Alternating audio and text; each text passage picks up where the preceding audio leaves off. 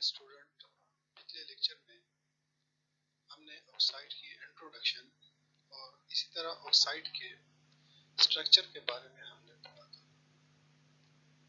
आज के लेक्चर में हम इन ऑक्साइड के एसिड और बेस बिहेवियर पढ़ेंगे कि जो थर्ड पीरियड के ऑक्साइड्स हैं इनमें बेसिक ऑक्साइड्स कौन से होते हैं और एसिडिक ऑक्साइड कौन से होते हैं, और फिर इसी तरह इन बेसिक या एसिडिक ऑक्साइड के मुख्तलिफ किस्म के जो रिएक्शन है वो रिएक्शन भी हम इनके पढ़ेंगे।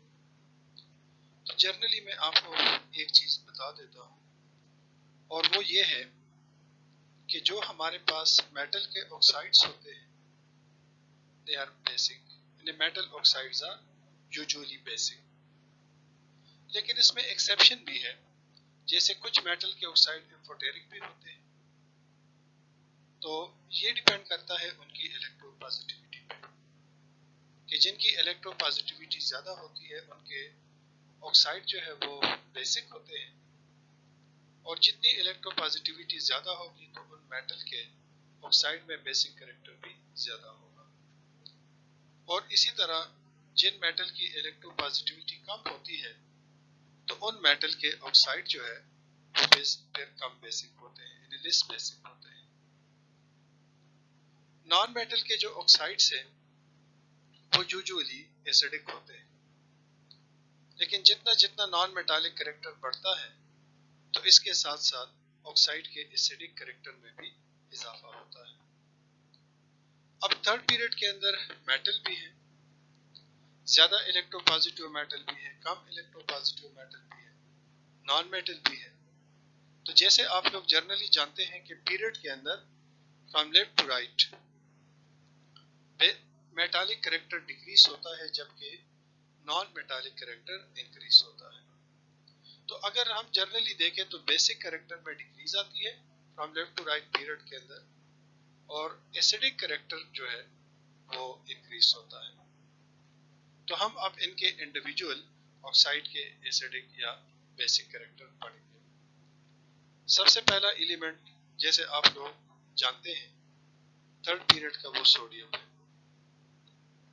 सोडियम जो है इसकी इलेक्ट्रोपॉजिटिविटी बाकी के मुकाबले में ज्यादा होती है, क्योंकि जैसे आप जानते हैं कि ये थर्ड पीरियड का पहला एलिमेंट है और हर पीरियड का जो पहला एलिमेंट होता है उसमें मेटालिक कैरेक्टर जो है वो ज्यादा होता है।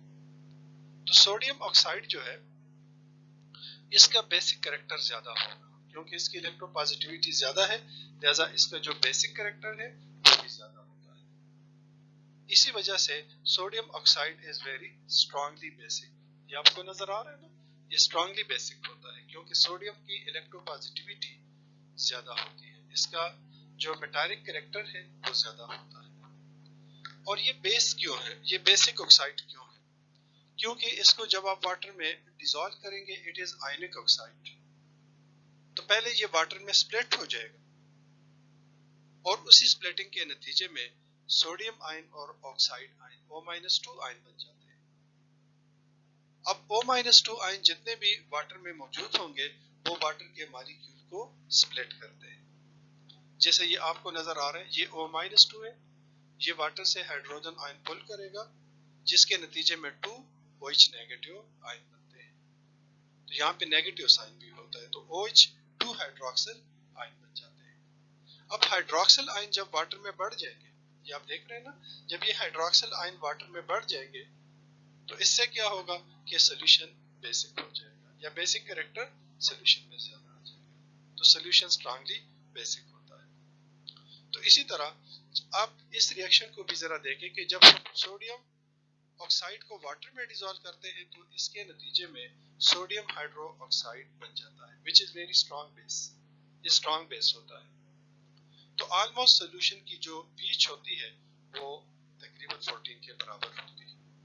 सो सोडियम ऑक्साइड जो है ना वो एक बहुत स्ट्रांग बेसिक कंपाउंड होता है और वाटर में डिसॉल्व होकर ये बेसिक या अल्कली बनाता है। इसमें आप देखें ये बेसिक ऑक्साइड इसलिए है कि अगर इसका आप एसिड के साथ रिएक्शन कर ले, तो जैसे आप लोगों के नॉलेज में है कि एसिड और बेस रिएक्शन करके क्या बनाते हैं, सॉल्ट और वाटर बनाते हैं, और इसी रिएक्शन को हम क्या कहते हैं, न्यूट्रलाइजेशन। तो यहाँ पे आप समझ ले कि न्यूट्रलाइजेशन हो रही है, ये बेसिक है, मेटल सोडियम का ऑक्साइड बेसिक है और HCl एसिड है, तो दोनों मिलकर सॉल्ट और वाटर बना देंगे। तो इन दोनों रिएक्शन के लिखने का बुनियादी मकसद ये है कि sodium oxide is basic, neutralisation भी करते हैं एसिड के साथ, सॉल्ट और वाटर भी बनाता है, और वाटर में हम डिसॉल्व करेंगे तो फिर ये बेसिस या अल्कली बनाता है। तो ये दोनों रिएक्शन ये बताते हैं कि वाकई सोडियम ऑक्साइड जो है वो एक बेसिक कंपाउंड है, और बल्कि स्ट्रॉन्ग बेसिक कंपाउंड होता है। तो नेक्स्ट हमारे पास सोडियम के बाद कौन सा एलिमेंट आता है, मैग्नीशियम आता है। मैग्नीशियम का जो ऑक्साइड है वो MgO है। यहाँ भी थोड़ा सा आपने ये देखना है कि 2 क्यों आता है, क्योंकि ऑक्सीजन की ऑक्सीडेशन स्टेट -2 होती है नॉर्मल ऑक्साइड में, सोडियम का +1 है तो वो 2 इसके नीचे आ जाता है।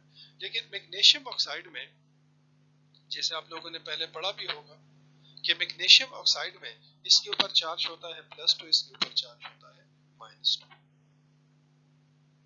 ठीक है, तो ये भी एक नॉर्मल ऑक्साइड होता है, तो इधर 2 इसलिए नहीं आता कि +2 और -2 दोनों कैंसिल हो जाते हैं। So magnesium oxide is again a simple basic oxide। जैसे मैंने आपको शुरू में एक चीज कही है कि पीरियड के अंदर from left to right basic character decrease होता है, एसिडिक कैरेक्टर इंक्रीज होता है। अब सोडियम ऑक्साइड या सोडियम पीरियड का पहला मेंबर है तो उसका ऑक्साइड बहुत स्ट्रांगली बेसिक होता है। मैग्नीशियम उसके बाद आता है, लिहाजा इसका ऑक्साइड बेसिक होता है। यानी स्ट्रांगली बेसिक नहीं होता, बेसिक होता है।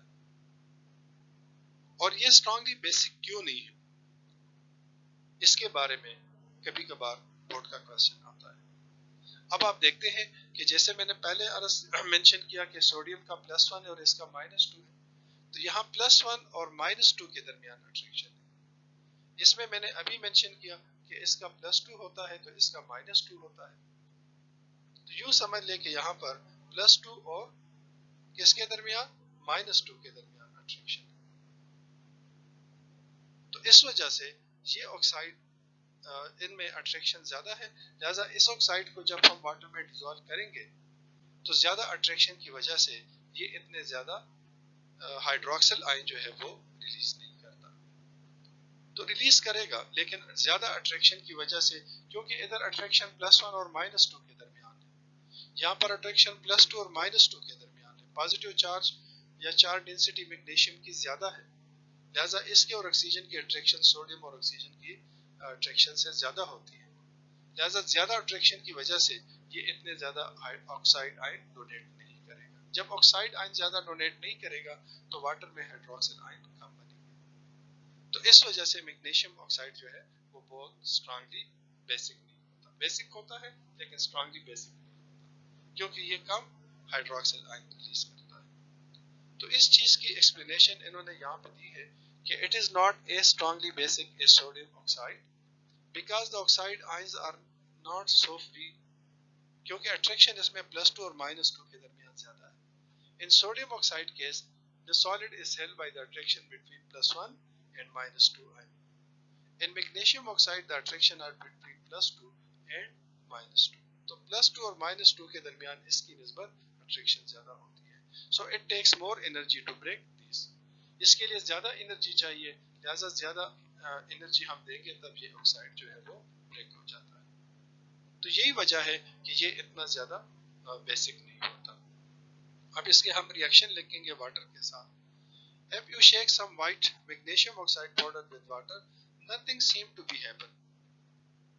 क्योंकि इसकी ज्यादा अट्रैक्शन की वजह से वाटर के मॉलिक्यूल इसके क्रिस्टल को ब्रेक नहीं कर सकते या क्रिस्टल लेटर्स को ब्रेक नहीं कर सकते, लिहाजा इसके जो आयन है वो बहुत कम तादाद में बनते हैं या बहुत कम तादाद में ये आयन रिलीज करेगा। तो जैसे हम मैग्नीशियम ऑक्साइड को वाटर में डालेंगे तो वो नीचे बैठ जाता है, और नीचे बैठने का मतलब है कि जाहिरी तौर पर ऐसा लगता है कि कुछ भी नहीं हुआ।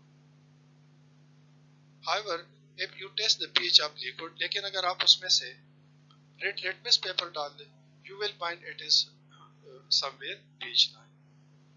तो रेड लिटमस पेपर जो है ना वो चेंज हो जाएगा ब्लू। तो इसका मतलब ये है कि ये स्लाइटली अल्कलाइन है, स्लाइटली बेसिक है। अब वो स्लाइटली बेसिक क्यों है, तो वो यहाँ पे इसने आपको रीजन बताया। पीच इसकी लाइन है which is very slightly weakly basic, क्योंकि जब पीच वैल्यू 7 से आगे जितनी बढ़ती है तो उतना बेसिक कैरेक्टर भी बढ़ता है, अल्कलाइन कैरेक्टर भी बढ़ता है। तो अगर पीच हमारे पास 8 हो, पीच 9 हो, तो वो सोल्यूशन स्लाइटली बेसिक होते हैं।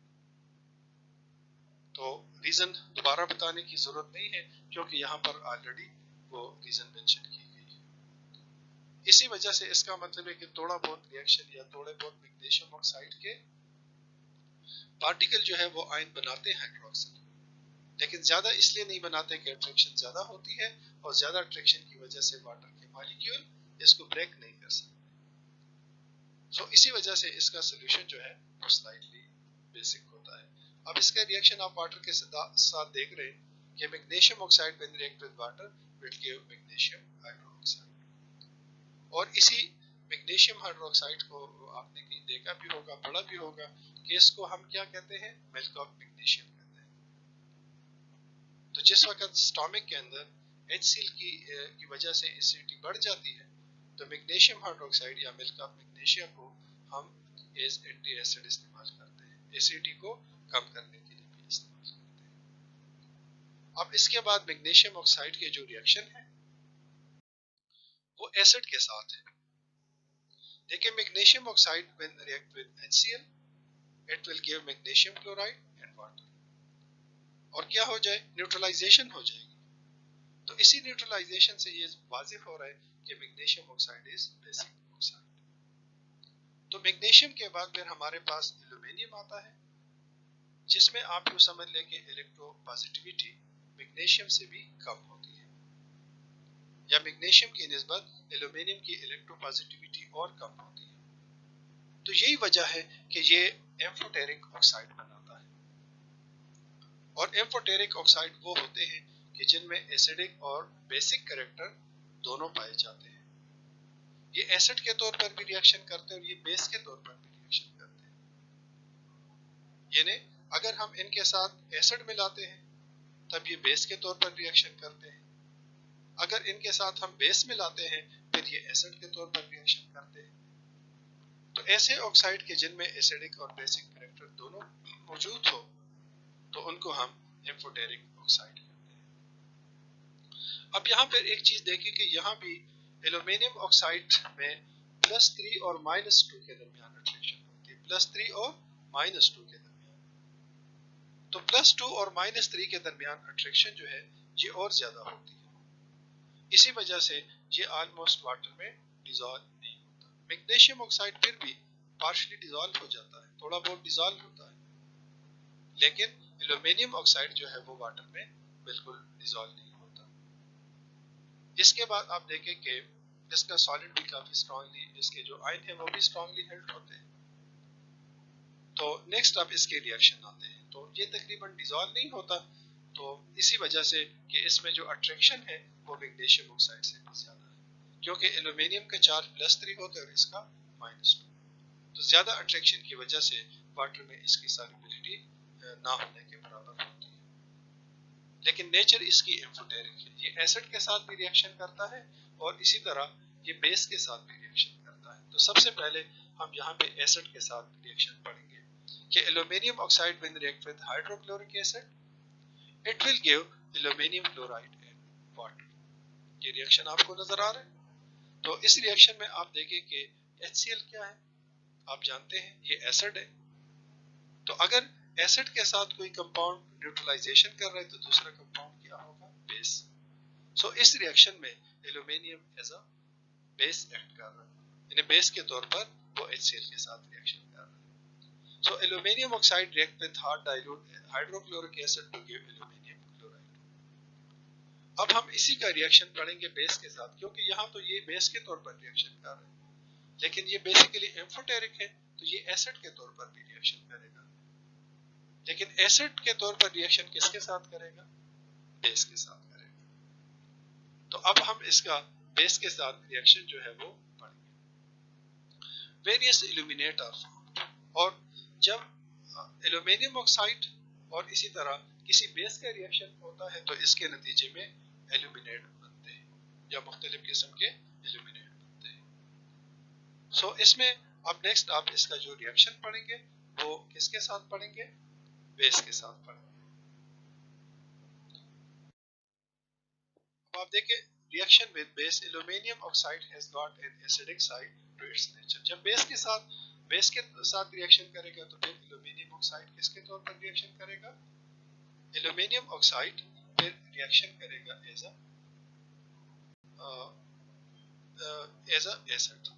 N acid. तो बेस के साथ it's nature will be acidic. अब ये जो रिएक्शन है ना, नीचे इसने आपको शो किया है कि with hot concentrated sodium hydroxide aluminium oxide react to give colourless solution of sodium tetrahydroxy aluminate. जब एल्यूमिनियम ऑक्साइड का सोडियम हाइड्रोक्साइड और वाटर के साथ रिएक्शन होगा तो क्या बनेगा, सोडियम टेट्राहाइड्रोक्सी। टेट्राहाइड्रोक्सी तो आप जानते हैं कि 4 हाइड्रोक्सिल ग्रुप है इसमें, तो टेट्राहाइड्रोक्सी एल्यूमिनेट इसके नतीजे में बन जाता है।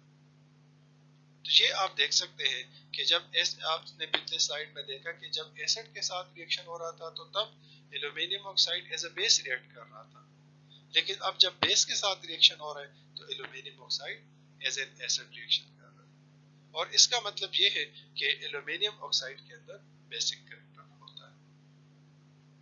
इसमें भी एक चीज आप और ज़हन में रखिए कि जो एल्यूमिनियम और ऑक्सीजन के बॉन्ड है उसमें कोवेलेंट कैरेक्टर भी होता है या कोवेलेंट कैरेक्टर भी ज्यादा पाया जाता है। तो एम्फोटेरिक ऑक्साइड में कोवेलेंट आयनिक कैरेक्टर भी होता है, लेकिन इसके साथ साथ एम्फोटेरिक ऑक्साइड में कोवेलेंट कैरेक्टर भी पाया जाता है। एल्यूमिनियम के बाद एलिमेंट हमारे पास कौन सा आता है, सिलिकॉन आता है। कौन सा आता है, सिलिकॉन। सिलिकॉन का ये है कि सिलिकॉन डाइऑक्साइड जब एसिड के साथ रिएक्शन करता है तो सैलिसिलिक एसिड बनाता है। क्या बनाता है, सैलिसिलिक एसिड बनाता है। तो व्हेन सिलिकॉन डाइऑक्साइड, वैसे सिलिकॉन डाइऑक्साइड की ये प्रॉपर्टी है कि वो वाटर में सॉल्युबल नहीं है, लेकिन जब वो रिएक्शन करता है, किसके साथ रिएक्शन करता है, जब वो रिएक्शन करता है एसिड के साथ तो वो सैलिसिलिक एसिड बनाता है। तो सिलिकॉन जो है वो तकरीबन प्रॉपर्टी के लिहाज से मेटल से रिलेटेड है। किससे रिलेटेड है, ये मेटल से रिलेटेड है। तो उसमें सॉरी मैंने मेटल का कह दिया, दोबारा बता रहा हूँ। सिलिकॉन जो है, सिलिकॉन ऑक्साइड जब एसिड के साथ रिएक्शन करता है तो वो साल्ट बनाता है, वो एसिड बनाता है जिसको सैलिसिलिक एसिड कहते हैं। तो सैलिसिलिक एसिड बनाने का बुनियादी मकसद या बुनियादी वजह क्या होती है कि सिलिकॉन डाइऑक्साइड जो है मैं वाटर के साथ जब रिएक्शन होता है, मैं दोबारा रिपीट करता हूँ, ये जरा सुन ले। सिलिकॉन डाइऑक्साइड जब वाटर के साथ रिएक्शन करता है तो सैलिसिलिक एसिड बनता है। तो सैलिसिलिक एसिड एसिड है, तो इसी वजह से सिलिकॉन डाइऑक्साइड क्या है, एसिडिक ऑक्साइड है। क्या है, एसिडिक ऑक्साइड है। लेकिन वो बहुत ज्यादा वीक एसिड बनाता है या उसके अंदर एसिडिक कैरेक्टर जो है वो सैलिसिलिक एसिड में बहुत कम पाई जाती है। सिलिकॉन के बाद हमारे पास एलिमेंट आता है फास्फोरस। फास्फोरस के जैसे आप लोग देखते हैं कि एक ये बताता है फास्फोरस 5 ऑक्साइड, क्योंकि इसकी ऑक्सीडेशन स्टेट +3 भी होती है और इसकी ऑक्सीडेशन स्टेट +5 भी होती है। तो यहाँ पे आप देख रहे हैं कि ये 5 ऑक्साइड, इसी ऑक्साइड को जब हम वाटर में डिसॉल्व करते हैं तो ये फास्फोरिक एसिड बनाता है। क्या बनाता है, फास्फोरिक एसिड बनाता है। और यहाँ आप देख रहे हैं कि फास्फोरिक एसिड की स्ट्रक्चर इस तरह होती है, लेकिन इस स्ट्रक्चर में ये बॉन्ड जो है ना ये सिंगल है, बुक के अंदर ये बॉन्ड गलत बना हुआ है। इसी वजह से ये डबल बॉन्ड एक ऑक्सीजन के साथ यहाँ भी सिंगल बॉन्ड OH, यहाँ भी सिंगल बॉन्ड OH और यहाँ भी सिंगल बॉन्ड OH होता है। तो इस बॉन्ड को आपने जो है ना अपने नोट्स के अंदर पे टिक करना है, ये सिंगल बॉन्ड होता है। तो जब भी फास्फोरस पेंटॉक्साइड रिएक्शन करते हैं वाटर के साथ तो फास्फोरिक एसिड बनता है। अब यहाँ आप देखें कि यहाँ से भी ये हाइड्रोजन आयन रिलीज कर सकता है, यहाँ से भी कर सकता है, यहाँ से भी कर सकता है। यानी इसकी जो आप समझ ले बेसिसिटी होती है, एक मॉलिक्यूल में हाइड्रोजन आयन के लूज होने की जो सलाहियत है वो 3 है, और ये रिएक्शन ये शो कर रहे हैं। देखिए पहले स्टेप में जब सोडियम हाइड्रोक्साइड के साथ रिएक्शन करेगा, 1 मोल के साथ रिएक्शन करेगा, तो 1 हाइड्रोजन आयन या 1 मोल हाइड्रोजन आयन रिलीज करेगा और 2 इसके पास रहेंगे। 1 हाइड्रोजन आयन रिलीज हो जाएगा, ये 2 इसके पास रहेंगे, तो ये सॉल्ट बन जाएगा। अगर आप इसके 2 मोल लेते हैं तो यहाँ से 2 मोल हाइड्रोजन आयन रिलीज हो जाएंगे, तो फिर ये सॉल्ट और वाटर बन जाएंगे। अगर आप सोडियम हाइड्रोक्साइड के 3 मोल मिलाएंगे तो फिर 3 हाइड्रोजन आयन रिलीज हो जाएंगे और फिर यहाँ पर Na3। यहाँ भी ये ध्यान में रखें कि ये H नहीं है, तो ये नीचे रिएक्शन इसने दिया है तो Na3 प्योर फॉर्म बन जाता है। तो इससे ये शो होता है कि ये ट्राई बेसिक एसिड होता है। यानी एक मॉलिक्यूल में 3 हाइड्रोजन आयन की डोनेट होने की प्रॉपर्टी होती है या आयनाइज होने की प्रॉपर्टी होती है। तो ये सारी चीजें आप दोबारा इसको देख लें, इसको पढ़ लें। अगर फिर भी किसी चीज में कोई कंफ्यूजन हो तो फिर आप मुझे बता दें या फिर मुझे मैसेज कर दें। लेकिन सिलिकॉन डाइऑक्साइड के रिएक्शन जैसे बुक में नहीं है, तो वो रिएक्शन आपने खुद यहाँ पे ऐड करना है। ओके बेटा, अल्लाह हाफिज।